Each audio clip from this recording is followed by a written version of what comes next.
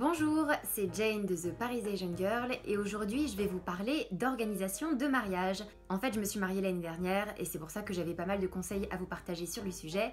Alors évidemment c'est pas en une seule vidéo qu'on va couvrir tous les domaines et tout ce qu'il y a à savoir pour bien préparer son grand jour, mais je pensais vous faire en fait une série de petites vidéos sur le sujet.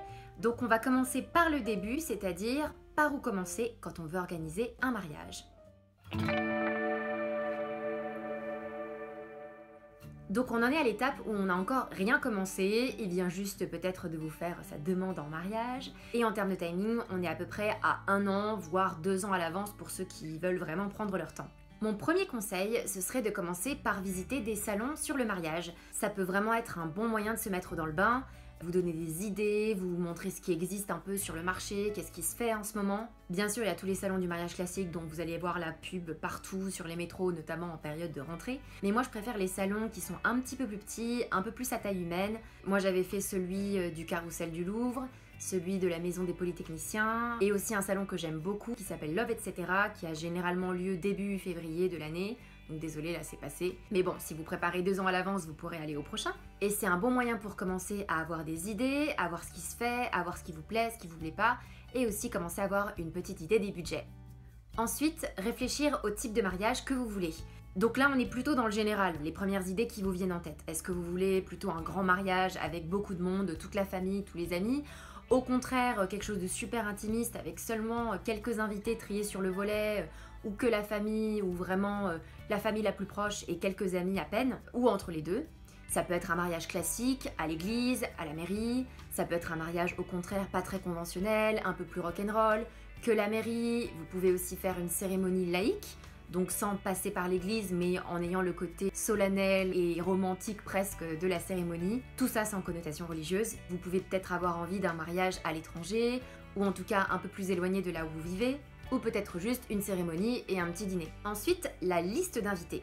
C'est là que vous allez vraiment vous rendre compte si c'est possible pour vous de faire un petit mariage, ou si votre liste d'invités n'arrête pas de grandir et que vous vous rendiez pas compte que vous aviez tellement de personnes à inviter. Ce que vous pouvez faire, c'est que chacun fait sa liste de son côté, ses amis, sa famille, et ensuite vous regroupez les deux. Si vous souhaitez impliquer vos parents dans l'organisation du mariage, c'est aussi à ce moment-là qu'il faut leur demander eux aussi de faire leur liste, bien sûr de la famille, au cas où vous auriez oublié la tante Ginette ou une personne importante, un parrain, une marraine. C'est là qu'ils vont penser aussi peut-être à mettre pourquoi pas leurs amis proches. Concernant les invités dont vous n'êtes pas très sûr, vous pouvez aussi les mettre sur une liste à part pour pouvoir en discuter et décider un peu plus tard, notamment quand vous allez avancer sur le budget. Vous pouvez aussi décider de certaines règles pour faire votre liste. Est-ce que vous voulez que chacun ait à peu près le même nombre d'invités de la famille, d'amis ou en général ? Ça dépend bien sûr aussi de la taille de votre famille. Si l'un de vous a une petite famille et l'autre a une grande famille, ce sera pas forcément la même proportion. Est-ce que vous invitez systématiquement le conjoint de votre invité, même si vous ne le connaissez pas? Et sur quels critères vous décidez de les inviter ou pas? Est-ce que vous décidez aussi d'inviter ceux qui vous ont déjà invité à leur mariage, mais que vous avez peut-être perdu de vue depuis tout ce temps?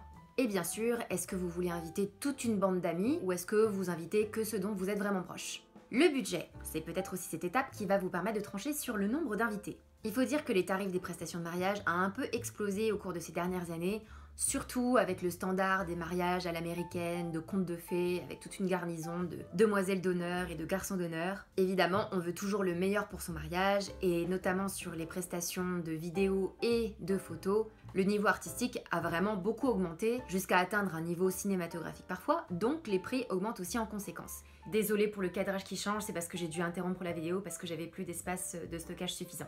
J'en étais au budget. Bien sûr, si vous vous mariez plutôt à Paris, en région parisienne ou dans certains endroits prisés du sud de la France, le budget sera plus élevé que si vous choisissez de vous marier en province ou à la campagne. En général, le poste le plus important dans un budget de mariage, c'est le traiteur, c'est-à-dire le repas, la nourriture. Mais il ne faut pas non plus négliger tous les coûts supplémentaires, surtout si vous vous mariez à la campagne et que vous décidez par exemple de mettre une tente, de faire un chapiteau, de louer des meubles, de louer des couverts et de louer de la déco. Et aussi si vous voulez un bon photographe ou un bon vidéaste, parce qu'ils vous diront tous que le prix de la photo ou de la vidéo c'est un investissement. Pourquoi? Eh bien parce que ce sont les seuls souvenirs matériels qu'on va garder toute sa vie. Du coup, la photo et la vidéo, ou les deux, peuvent facilement représenter 10% voire plus de votre budget total. C'est aussi à ce moment-là qu'il faut discuter de qui peut mettre quoi, qui a des économies, est-ce que la famille va aider, est-ce que les parents vont s'impliquer. Pensez aussi que si les parents vous aident à financer une partie du mariage, ça veut aussi dire qu'ils vont probablement vouloir s'impliquer dans vos choix et dans vos décisions. Dans tous les cas, réfléchissez bien au niveau d'implication qu'ils vont avoir dans l'organisation de votre mariage. En ce qui concerne la date de votre mariage, les questions qu'il faut se poser, c'est bien sûr si vous avez une saison de préférence, si vous avez peut-être une date symbolique qui vous tient à cœur, ou tout simplement à quelle date sera libre l'endroit que vous avez choisi. Si vous faites une cérémonie religieuse, assurez-vous bien sûr que le prêtre ou le pasteur ou l'officiant religieux sera disponible à la date que vous avez choisie aussi. Il faut savoir qu'il y a bien sûr les hautes saisons et les basses saisons, et vous pouvez bien sûr négocier les prix quand vous êtes dans une saison plus creuse. La saison haute serait à partir du printemps, donc c'est-à-dire à partir de avril, mai, tout l'été bien sûr, juin, juillet, août. Encore que parfois il y a moins de mariages au mois d'août parce que tout le monde est en vacances. Et bien sûr le début du mois de septembre est encore considéré comme une saison haute puisqu'il fait encore beau et que les gens sont rentrés de vacances en général. La zone géographique. Est-ce que vous souhaitez faire votre mariage près de là où vous habitez ?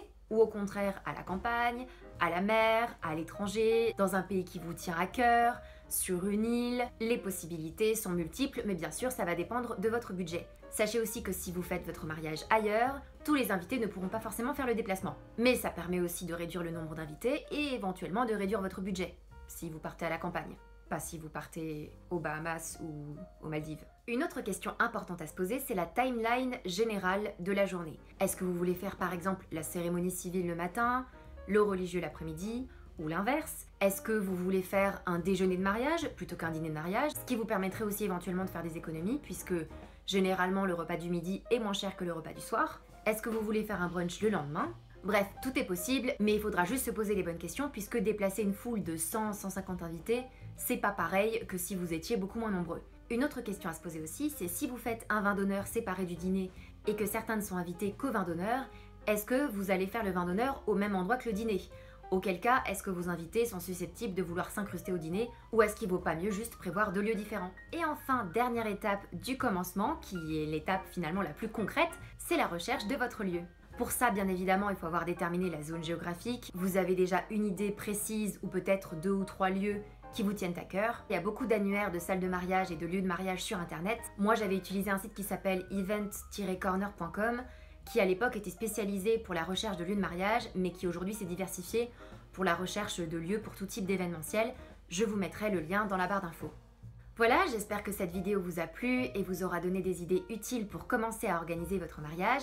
Si vous avez aimé la vidéo, n'hésitez pas à la liker, à la partager et bien sûr à vous abonner si vous voulez d'autres conseils pour l'organisation de votre mariage.